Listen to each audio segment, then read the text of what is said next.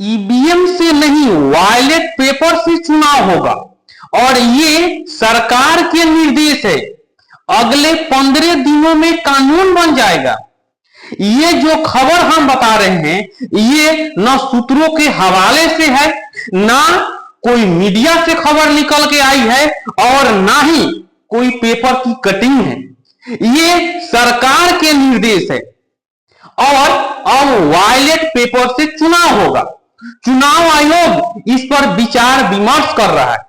ये जो चुनाव होने वाले हैं ये कर्नाटक में पंचायत चुनाव होंगे और कर्नाटक के पंचायत चुनाव बैलेट पेपर से होंगे, क्योंकि राहुल गांधी का जो वोट अधिकार यात्रा था बिहार में, उसके बाद वोट चोरी गद्दी छोड़ी और ईवीएम जिस तरह से किसी पर बटन दबाएं और जाके कमल पर गिरता था, इसको देखते हुए अगर ऐसा होता है तो राहुल गांधी का मास्टर स्ट्रोक है।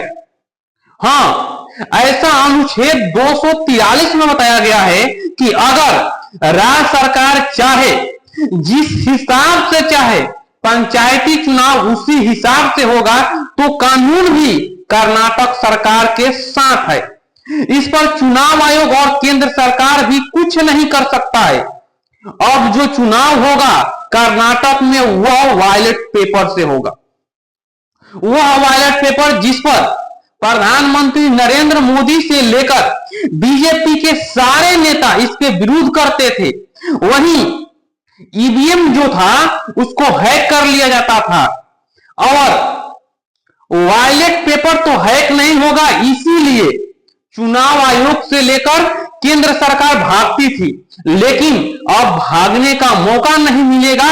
राहुल गांधी ने जो हाइड्रोजन बम की बात की थी वह हाइड्रोजन बम फोड़ दिया है।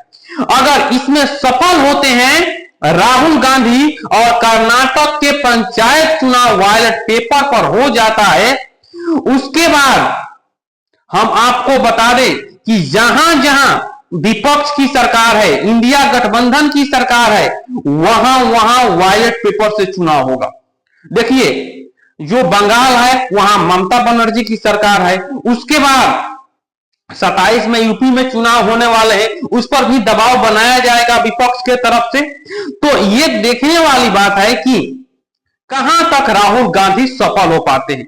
अगर कर्नाटक में करा देते हैं तो विपक्ष भी ये दबाव बनाएंगे कि नहीं, अब बैलेट से चुनाव होगा, जबकि ईवीएम से चुनाव नहीं होगा। हम आपको एक और जानकारी दे दें कि प्रधानमंत्री से लेकर पूरे जो केंद्र सरकार है और चुनाव आयोग है, ये बताने में लगे हैं कि कैसे बैलेट पेपर से चुनाव होंगे, लेकिन बैलेट पेपर से होंगे। यहां राज्य सरकार तैयार है। अगर एक जगह हो जाता है बैलेट पेपर से चुनाव और राहुल गांधी लकीर खींच देते हैं, तो फिर उस लकीर को पाटना इतना आसान भी नहीं होगा जो आसान केंद्र सरकार समझ रही है। हाँ, हाथ पैर मार रही है, लेकिन कहां तक सफल हो पाते हैं ये देखने वाली बात है। हमारा ये वीडियो कैसा लगा कमेंट बॉक्स में अपनी राय रख सकते हैं।